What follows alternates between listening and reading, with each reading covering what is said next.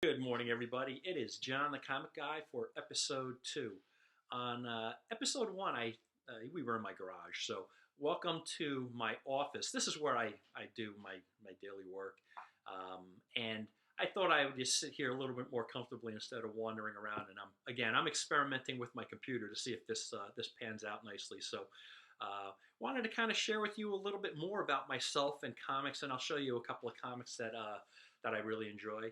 Um, the first is when I was younger, I was collecting. I got into comic collecting by my buddy Ernie. So Ernie was this comic collector that we were friends, and I never really understood comics, but he showed me some, and it just the whole media of the beautiful covers, it pulled me right in. So again, my first comic was Spider-Man number 155.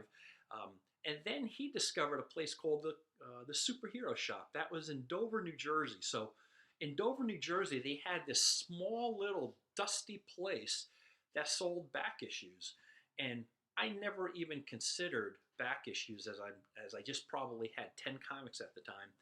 Uh, when I walked into this place, again, I have allergies. I'm asthmatic, so just imagine. I also love vinyl records, so it just so happens my two hobbies are the biggest dust collecting hobbies out there.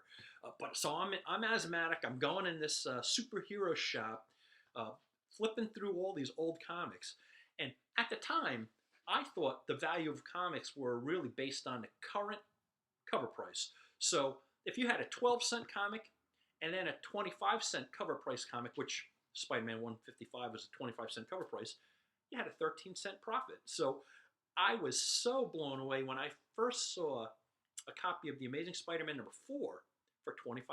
Now that was in the 70s. So um, for me as a kid, that was unheard of. It might as well have been $1 million. I could not afford that anyway, but it did help me at that time realize comics are not worth current cover price. They have some kind of inherent value that people are searching for, and at that point, I realized comics are really pretty cool.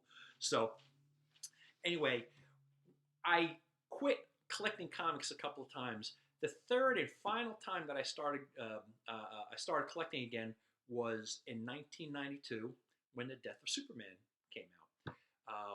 I saw that on the news and I said, you know what, this is going to end up paying for my kids' college, so I'm going to get a bunch of issues. So I ended up getting like 5 issues. I ended up giving some issues to people at work, but I just thought that was going to be a get rich quick scheme.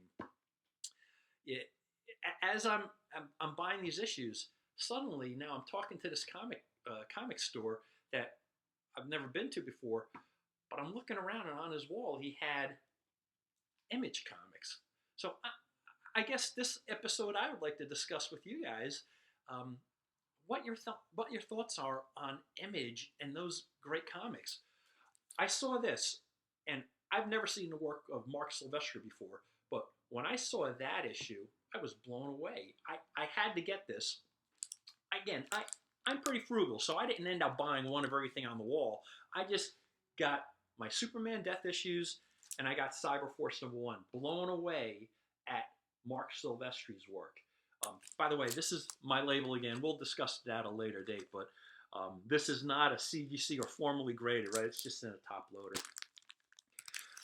So now I'm morbidly curious about comics again. So I have probably like 10 comics. Most of them are the death issues of Superman.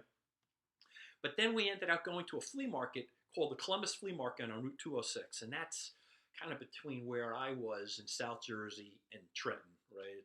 It's about a 45-minute drive. But so I'm at this flea market, and the guy was selling comics.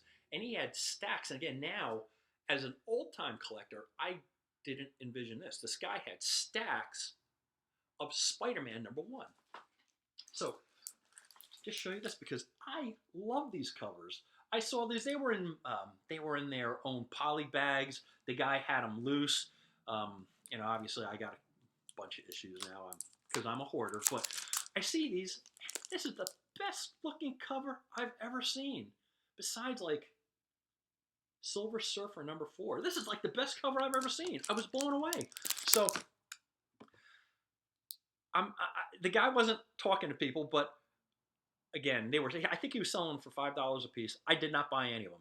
I just, I wanted to go back to my comic shop and talk to them about it. So I go back to this comic store. I ask him about these Spider-Man, and he didn't know what I was talking about. And he goes, "Oh, you're talking about a Todd McFarlane Spider-Man #1." And he didn't at the time have any, but he showed me his wall, and then he showed me Spawn, and he goes, this is basically this guy's character, this guy's company, Image Comics, and he does great work. And it's like, oh, I could see the resemblance. So that sort of pulled me down into Image for a while. I was big into Image. For some reason at the time, even though their stories were horrible, I thought they were the greatest thing. I will share this with you. And generally, I say, let's keep this channel as positive as possible. I may complain here and there, but generally, let's make it positive. Uh, in the 90s, when I started my third time collecting, I almost quit the third time. The reason, and I'm going to mention him, it's Rob Liefeld. I love this work. I saw his books, and I bought them, Youngblood, and I was flipping through them, and I didn't look through them at the store, but as I'm getting all these the works that he had, I'm noticing that he does the cover, he does the first few pages, and he had other artists complete the book. And man, I felt freaking ripped off. I looked at that, and I'm spending what, $2.99 or $3.99 on a comic book, which today's days I think that's pretty cheap, but I felt so ripped off. It's like, my God, the guy pulls me in with his covers, and suddenly he gets a hack to finish the book. It made me crazy. So at that point, I reconciled myself that I am not going to just buy blindly comics anymore. So that sort of changed my whole perspective on this modern way of collecting comics. So, and I think this might be a good topic for somebody, for some other episode as well. Is, are you a completist or are you not? I am now so not a completist. I only specifically get books I like. But since I showed you Spawn #1, I just thought I'd share this with you because I thought this was so cool. I was on eBay, and I saw this. This is like a Japanese version of Spawn #1, but it has that painted type of cover. And I know this is a pinup in either Spawn #1 or Spawn #2, but I love it. It's like a Japanese version. It's a little thicker. I think it has a couple of the issues put into this one issue. But is that not beautiful or what? I love it. Todd McFarlane, man, that guy is badass. But then I know I mentioned, and again, I mentioned it sort of negatively, that Rob Liefeld almost got me to quit collecting comics, but I also want to have a shout out because I still appreciate him. He's a great artist. I don't know how he is as a person. Don't know, don't care. All that I know is he draws great. May not draw feet very well, but the guy draws great. And I want to have a shout out to Ryan. Ryan is one of my buddies. I am fortunate enough to have a network of people that collect comics near me, and we stay in touch. And a lot of it is because I'm a dealer, so I'm dealing with these guys, I'm connecting with them. But Ryan actually traded me this the other day, and boy, it's a beautiful copy. Again, it is not a legit CGC graded book, but I matter of fact, I'll do an episode on that too, as I press my own books.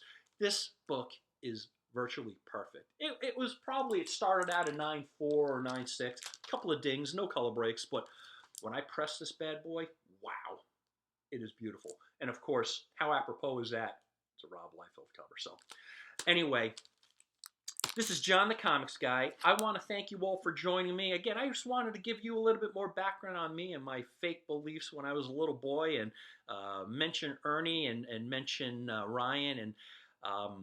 And I think ultimately, now that we're all getting connected here, our network of comic people are going to expand. And I think that's only great for the hobby. So keep it positive. Thank you so much for watching. Again, this is episode 2. It's John the Comics Guy.